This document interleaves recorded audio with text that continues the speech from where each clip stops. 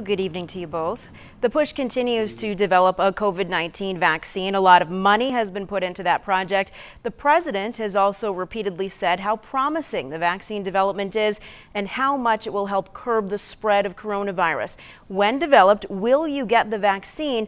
And do you think enough Americans will in order to bring the virus under control? And we'll start with you, Ms. Blankenbecker.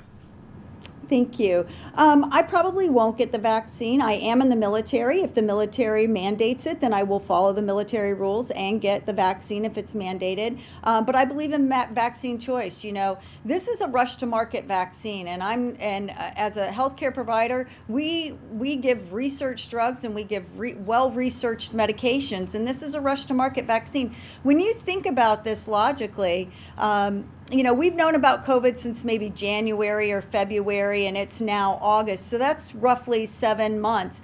You know, a gestational period for a human fetus is 9 months, and we haven't even tested this to see what the impact would be on a full gestational period. So for me, I think it's a rush to market vaccine, and I think any time that you have a risk involved, then the person who is taking that risk should have the choice as to whether or not they want to take the vaccine. But I personally, having had COVID and having had antibodies, I don't necessarily need the vaccine either. Thank you, Mr. Negron. Same question. Well, absolutely, and I think all of that is a personal choice. You know, we have flu shots every year, and I make a personal choice whether or not I want to take it. I think the situation is we as individuals, we as Americans, we have individual liberties, and we need to make sure that we make the right decision for ourselves. Anything that's mandated to me, I get my back up a little bit because, you know, I as an individual need to make that assertion. I need to do the research. I need to be the one that makes that decision for me or for my family or for whatever the case may be. So I can tell you right now, I probably will not take the COVID-19 vaccine. I will research it. I'll read up about it. I'm not your typical flu shot guy every year either.